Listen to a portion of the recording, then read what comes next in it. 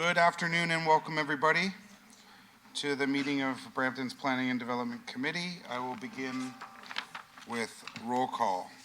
Deputy Mayor Singh. Present. Councillor Santos. Present. Councillor Vincente. Present. Councillor Quarbrar. Present. Councillor Keenan. Present. Councillor Medeiros.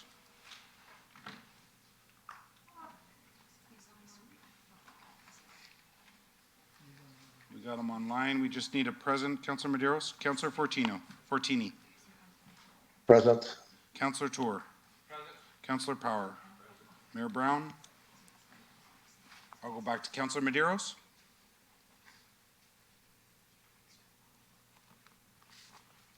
We don't have Councillor Medeiros yet, or maybe he's having audio issues. He may be having audio issues, Mr. Chair. He is in the session. His microphone is just muted.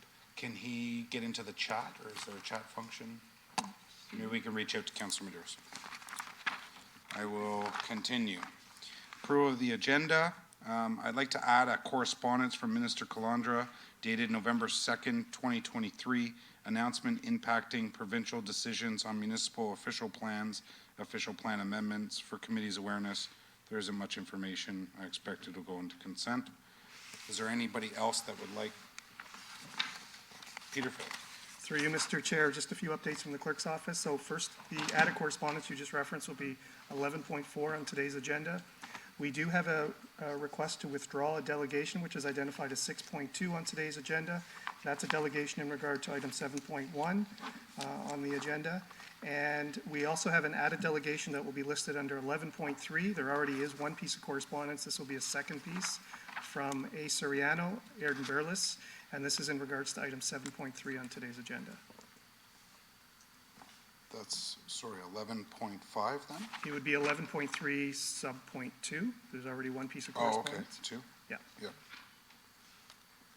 And that's Airden Berlis? Okay.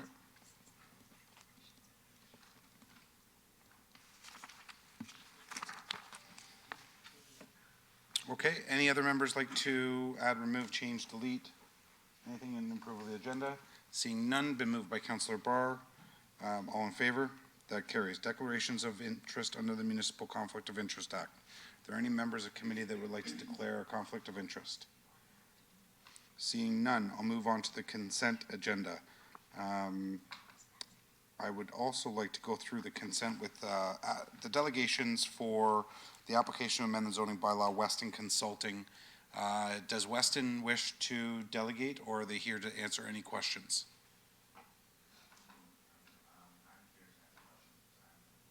Thank you very much.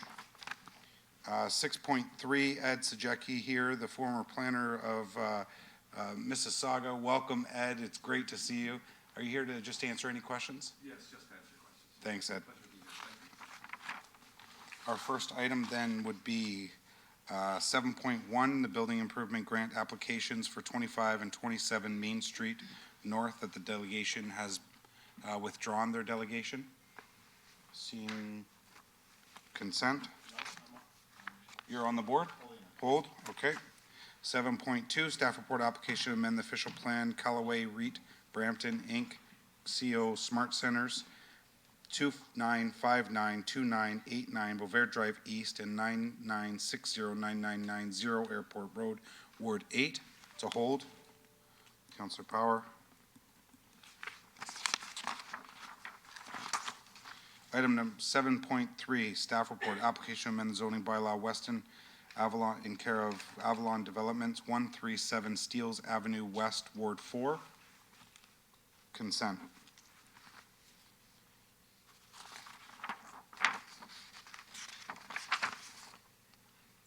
Did I miss one?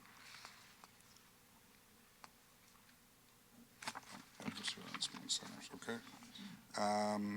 11.1 is the correspondence proposed legislation return lands to Greenbelt and Oak Ridges Marine, Honorable Paul Calandra. Consent. 11.2, I will be holding and asking for that to go back to staff for a recommendation. 11.3, correspondence application to amend the zoning bylaw, Weston Consulting, care of Avalon Developments. Consent.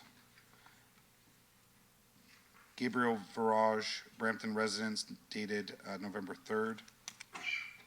That's that one. And number 1 and number 2 from Aaron Barrellis, both on consent. It's been moved by Deputy Mayor Singh that the consent agenda be received. All in favor? That carries. There are no statutory public meetings. Public delegations are only here to ask any questions. So our first item then is 7.1 staff report, building improvement grant applications for 25 and 27 Main Street North, Ward 1, been held by Councilor Vincente. Councilor Vincente, you have the floor. Thank you very much, Mr. Chair, and having read the report, I also have an understanding that the Commissioner has some updates, as there has been some conversations between staff and the applicant, if perhaps staff could provide committee with an update. Sure. Through you, through the chair to Councilor Vicente, that is correct. It was last week, I believe Thursday, that myself and others attended the site with the applicant to basically understand some of the initial concerns the applicant had with the original staff recommendation, in particular recommendation 2B, that in essence had this particular application for the grant tied to a forthcoming application. Through some very good discussions with the applicant, we've managed to work on a path forward so that both applicants can receive the grant at the appropriate time and allow the developments to occur with the grant. As a result, Andrea, our Director of Downtown Revitalization, has put forth a slight amendment to the recommendations, I believe provided to clerks. I'll defer to Andrea to elaborate, and then we can put it up on the screen for any questions council may have. Sure. Through to the chair, to Councilor Vicente. What we've done here is remove the condition that we had to build consensus on what the site plan in the back fronting onto Diplock Lane would look like. We've worked with the applicant to think about strategies going forward that we can work with all downtown landowners to come up with the best solution to activate the laneways in the shorter to medium terms. So what we've done here is we've added a condition just to include some fencing, because that would address maybe some of the concerns between both parties around, in the interim, having a bit of a buffer to the back of the buildings fronting Queen Street, and then also allowing some distance between the site with the food trucks and the evolution of the Queen Street lands. Then we also removed the condition around having the site plan tied to an updated plan, building consensus, because I think we can definitely work with both parties and landowners, all landowners in the downtown, to activate Diplock Lane as well as Dalton Lane. And so we've noted that as a direction as well, that we'll just continue the good work that we're doing to work with all applicants, and that's it. Okay, great. Thank you very much. And so, Mr. Chair, with these updated recommendations, happy to move the report. Thank you. It's been moved the new staff recommendations with the amendment. Councilor Vincente, all in favor? That carries. Our next item is 7.2 staff report, application to amend the official plan, Callaway REIT, Brantport Inc., Smart Centers, 2959, 2989, Bovair Drive East, and 99609990 Airport Road, Ward 8, held by Councilor Power. Councilor Power, you have the floor. Thank you, and through the chair. I held this because, there's nothing set out in the report as to what is the intent, or there's no zoning. It's just a change of zoning. So I would like to ask staff if it's possible to keep in mind something for a community hub. So I'll move that over to the Commissioner. And Councilor Power and myself had a discussion, and there's not much in the area by way of community hubs. How can we ensure that, the community have a place to go with developments like this? Through the chair, through to Councilor Power. So this is the application before you is an official plan amendment to permit daycare use. As I understand, the applicant is trying to anchor some tenants that would benefit from a daycare on site. To your point around the need for a community hub, I believe the last time this application was brought forward before the committee, it was deferred, and I did mention that staff would be willing to work with the applicant through the ultimate development of the lands to embrace some of the elements of a community hub through the community hub's work plan as endorsed by council. The site in particular also lends itself to potential redevelopment for residential at the appropriate time. So when you consider the institutional use of a daycare coupled with potential opportunities for residential, I would suggest that through the forthcoming rezoning application that the applicant bring and the site plan, that would be the venue for staff to work on achievement of a community hub. So in terms of any concrete direction then here today, Steve, are your staff taking that under advisement, or would you like to see a motion? Through the chair, I don't believe you need a motion, but we'd certainly take that under advisement and reflect upon today's meeting minutes through any forthcoming rezoning application. Okay. So I'm happy to receive that. Do you want, the applicant is here, the consultant, do you want Ed just to confirm that they're willing to do something like that? No, we can work with staff. Okay. Okay, we're good. Thanks, Ed. Thanks very much. Been moved by Councilor Power, the staff report application to amend the official plan, Callaway REIT, Bramport Inc., Smart Centers REIT 29592989, Bovair Drive East and 99609990, Airport Road, Ward 8 be received. All in favor? That carries. Our next item is the item I held, I think, 11.2. So 11.2 was the housing targets from the Honorable Paul Calandra, Minister of Municipal Affairs and Housing. What I'd like to do is refer this back to staff to possibly send a letter to the Minister's office requesting that ARUs and long-term care beds be included in our housing target. Any members have any issues with that? No. Seeing none, I'll put that referral on the floor. It's been moved by myself. All in favor? That carries. And there are, that's it? Oh, I thought that went into consent, okay. 11.4, the correspondence, Minister Calandra, dated November 2nd, announcement impacting provincial decisions and municipal official plans, official plan amendments. Are there any questions on that? Like I said, not too much information in there. Thanks, Minister.